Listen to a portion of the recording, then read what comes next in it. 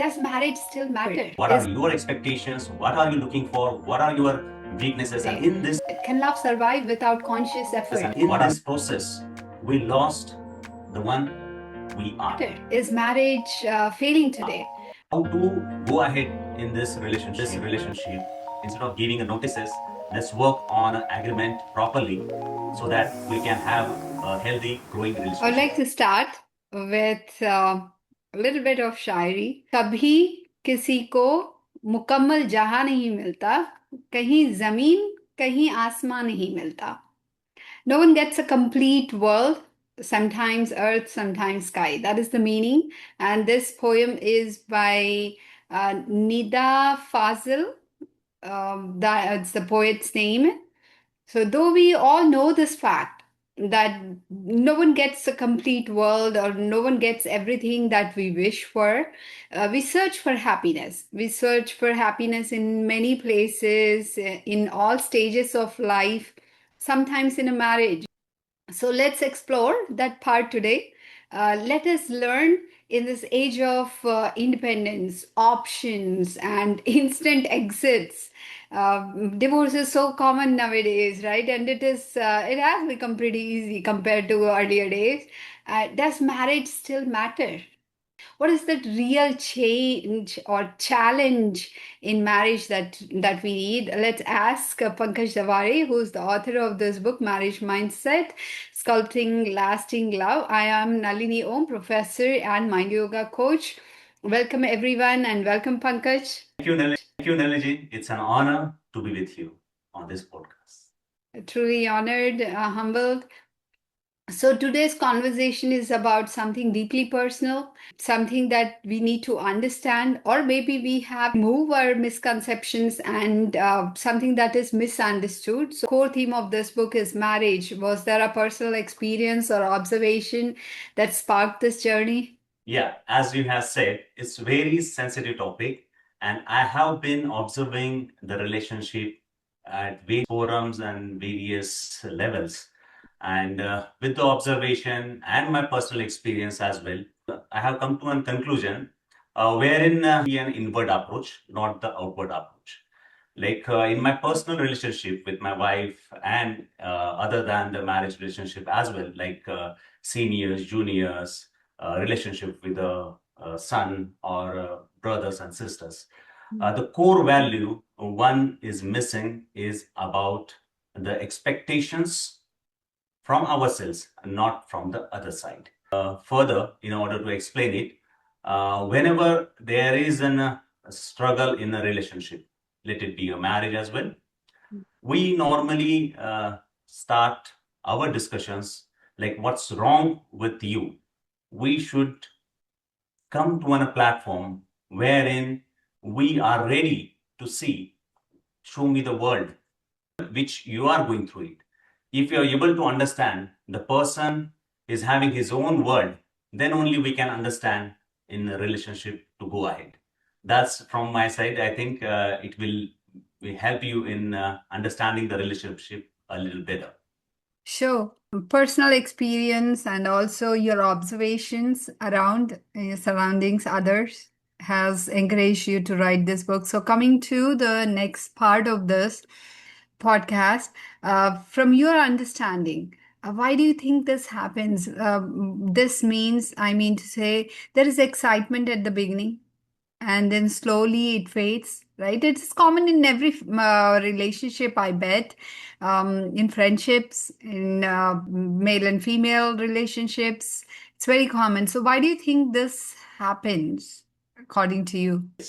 It's a very good question, and it's actually hitting the core of the relationship.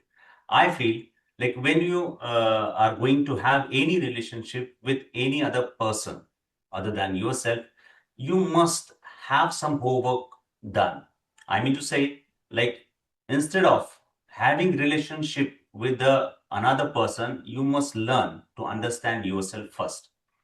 If you are not able to understand what are your expectations, what are you looking for, what are your weaknesses and what your strengths, then only you will be able to express very clearly so that the person at the other end will able to appreciate. Most of the time, what happens, we are in a so much hurry that we want to get married or we want to get a friendship with some girl or a boy. And in this process, we lost the one we are. And if we are in a hurry, then we are in a soup actually. Mm. And we will be expecting from the other end, and we will lose the actual thread where we are going to connect ourselves. And in such kind of relationship, we will not be able to grow. Actually, we will be ending ourselves in losing our own word. That's I want to just explain in this process. So build connection with yourself. Is that something really funny in your book? You said, or you compared getting married to receiving a letter of acceptance. When you apply for a job, you're through the interviews, right? And then you get Yes. the letter of acceptance. Yay, we got the job. That feeling is so good. But then being married is compared to living growth agreement. Would you like Yes. to shed some more light on this? Yes, yes. As you have said, जैसे बोलते हैं शादी का Laddu. Marriage is such a concept. Everyone is longing to have it. But once you have it, you are the first one to just give it on. So why this is happening? Actually, we are super excited. And as you said, once you select a boy or a girl, then you are ready to go on and then get married and just live your married life. But in the process, what happens that you are not able to work. I mean to say that once the letter of acceptance is given, just I'm an engineer, I would like to explain in that way. Like getting a work order or getting a letter of acceptance is one thing. Actually, this is only the introduction between the two personalities or two contract parties. Hmm. Actually, how to go ahead in this relationship and what to expect, what not to expect, what are our goals, what are our dreams, that needs to be clearly chalked out. And that is a contract agreement, or we can say it's a mindset. If we are not able to work on that, then normally letter of acceptance turns into the letter of termination. I And I just want to make it sure that instead of giving a notices, let's work on an agreement properly so that we can have a healthy, growing relationship. letter of acceptance to letter of promotion then. Yes, actually, we must able to promote in a such a way that we are growing. Actually, to put it in other ways, a marriage, I look at the marriages as a personality development course, actually. Nice. See, many people go on to have a personality development courses just to have an excellent career, excellent profession, or just to get married. Actually, this is one of the step wherein Buddhism, if you take the help of the Buddhist text, it talks about the ultimate of existence is the personality development. It's about the reclamation of the mind and the personality. And marriage is one tool wherein you can actually reclaim your personality. So it's Nice. a very deep thought, and we must get into this to have a positive attitude towards the marriages. So, in fact, not only marriage, I think, Pankaj, everything. You're interacting with your boss, you're interacting with your children, friends. Every life experience is a personality development course, is what I see it as. But it's a nice thing that marriage, you want to keep it, right? Friendships and all, you can, I mean, they come and go probably. If it is a lasting friendship, they will come back, not a problem, even though there are misunderstandings, right? So we'll talk more about Buddhism, but I would like to go over one more thing that you mentioned in your book, which is a pseudo marriage.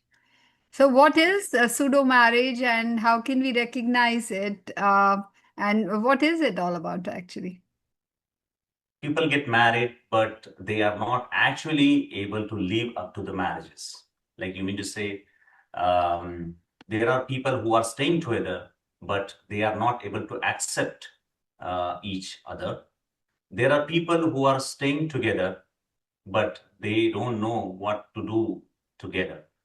There are various families we have been seeing and looking or observing around, that there are the only two individuals as a bodies staying together and nothing more than that. Mhm. In Indian context or any other philosophy, marriage is a tool wherein you can grow yourself to the maximum possible extent. And it's an infinity concept actually.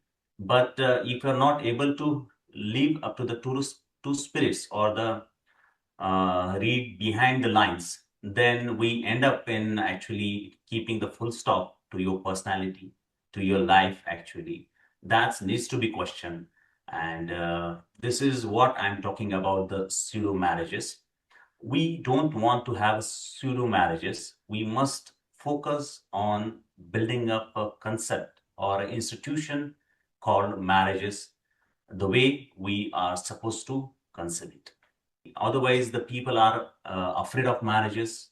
The young generations are running away from marriages, or you can say the kids, when they see their parents fighting with each other, they are just fed up and they just want to have a free life, the life beyond expectations or beyond any limitations. So this is the thing which needs to be tackled by each one of us. Otherwise, we are the one who will be destroying the marriage as a concept. Pankaj, listening to all this, especially the impact of parents having an argument on a children's psychology, it sounds as if one has to put an effort into making a marriage work. Get something wrong No, on you are this? right. Actually, uh, whatever we have, we must have two perspectives. Like, if you see a class of 100 people with us, Mm, the teacher is the same, the circumstances are the same, mm, but few people excel and few people fail. true. Just to correlate with this relationship, many people are getting married, very few are excelling themselves or growing themselves in the marriage, and it's an inspiration for each one of us. But if you see, there are 80 to 90% people who are failing to understand the marriages as a growth mindset or a growth engine. Mm. If that is going to be happen, then we need to recalibrate ourselves or reorient ourselves to the original concept of marriage, wherein we will be able to understand the purpose behind the concept called marriage. It's just not about the age, or it's not about the job that makes you a launching platform to get married. It's more than that. And that needs to be focused. We need to work on ourselves, or we have to work on our mindset so that we are ready for the marriages actually. That needs to be focused on. It's an effort, but it's not an exhausting effort, but it's a living effort, right? We have to be live and focused. And yes, if you want something to work in your life, then we have to put our attention, our awareness, and our energy towards it, and our interest towards it. Okay.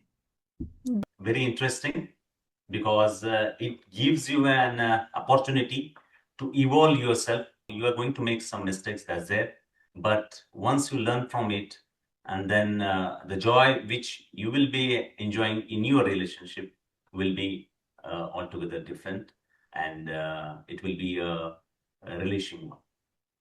Yeah, I've seen many people, but I don't think they allow this much of energy to flow into a marriage or making their marriage work this much. Conflicts, which happen within us, they turn into wars in a relationship, or what is happening between a couple, between a husband and a wife, they become wars. And how can we dissolve these wars? Yes, very true. Nilesh, actually, if you look at the philosophy called Buddhism, it's Mm-hmm. actually a way of life. And in the scenario or in the present scenario, we can see everyone is at war. One person is at war with another. One family is in the war with another. One country is in the phase of war with another. Yeah. Actually, if we have to live a peaceful life in a peaceful world, the Buddhist philosophy needs to be revisited because it will give you a number of techniques wherein you will be able to grow at the same time. You will be able to live peacefully with your society or your neighbors or any other person where you are living. Just to put it a little in a wider perspective, it talks about, as you have already said, the mind is at war, and mind is the source for all of our activities, all our personalities. Whatever comes in the mind, that comes into your acts, and that becomes your personality. The way you talk, the way you act, it's all starts with your mind. And if you really want to work on the external things, you have to work or you have to revisit your mind in a such a way that it will actually give a positive perspective towards your acts, towards your thoughts, and your speech as well. So, if you want to live a peaceful married life or any other relationship, your mind must be of crystal clear. You must understand what's there, what's going on your mind, and you are able to observe your mind quite well. Called a retrospective, or you can call revisiting the day with your acts and bad acts. You can say the good acts and the bad acts, or bad deeds and good deeds, so that you can evolve yourself and with your mind. Okay. And once the mind is developed, your body will be developed, as you know, and the relationship as well. So is there a particular time and is there a particular practice that you do, Pankaj? Yeah, I follow Anapanasati. It's called focusing on your breath just for 10 minutes. That gives me a wonderful opportunity to revisit myself or to reorient myself to the life and the present. So you're a Vipassana practitioner, huh? No, no, no. I'm looking forward. Oh, you It haven't been to? will be a great opportunity to join the Vipassana. But as far as now, I'm good with Anapanasati only. Acha. Okay. Nice. Let me share uh, the resources that we can find more is Pankaj's channel, Paigam. What does Paigam mean, Pankaj? Yeah, it's a movement. It's a movement of the great leaders with the great thoughts, and it will help in achieving ideal life and the life with inspiration, actually. So it's a YouTube channel with the name of Paigam, Amanavi Mulyon Ka Paigam, and it's about celebration values of human life. Nice. So that is Pankaj's YouTube channel, Paigam. Do visit and to learn more about Pankaj's work. Pankaj has written this book and it is available on Amazon. Marriage Mindset, The Secret to Sculpt Lasting Love. You can find this on Amazon if you type in the title. And through this book and YouTube channel, Paigam, Pankaj has been creating reflective content that encourages dialogue, self awareness, and improving or ways to improve relationship with self and relationship with your partner, I believe. Am I right, Pankaj? Anything more that you like to add about these resources? Yes, yes. It's an, I would like to say, with my experiences, I'm trying to evolve myself. And if you want to revisit or actually sculpt your lasting love, I do recommend of taking some tips from my channel, YouTube channel. That's Manvi Mulyo Ka Paigam. and the book as well, with the title Marriage Mindset: The Secret to Sculpt Lasting Love. Wonderful. So Pankaj wrote with clarity, lived wisdom, and not to preach about marriage, but to invite reflection on how we think, how we feel, and grow within a relationship. This podcast was not about perfect marriages. As I mentioned, it's about conscious marriages. And marriage is not about two perfect people coming together, it is about two evolving minds, learning to grow without wounding each other. It so happens that we have something that is left in our mind or in our thoughts, and that becomes toxic. So we, without turning toxic towards each other, how we can develop that, that is something that we can learn from this book. Thank you for reminding Pankaj that love needs mindset. That's what you said, right? Love needs mindset, not just emotion, and relationships need not adjustment, not commitment, but awareness. And may your relationships become mutual awakening places or opportunities to grow your peace. Until we meet Pankaj again to explore more on his book. Looks like we need to revisit Pankaj to Yes. learn more about this book. Live happily with the lively soul within you and the lovely soul walking beside you, and create lots of happy moments. Share a lot. That is the purpose of companionship. Share, laugh, create beautiful moments, and until nobody can be there forever, lifelong, but until life gently takes its natural course or life completes its circle, sacred circle, we call it life. Yeah. Namaste. Enjoy. Okay. Thank you. Thank you.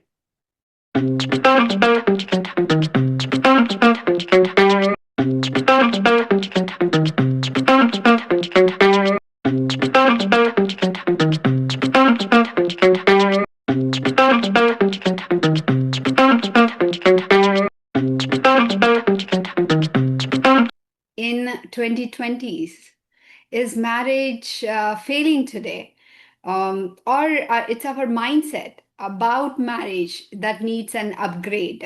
We haven't changed, or we haven't changed according to times, though times have changed.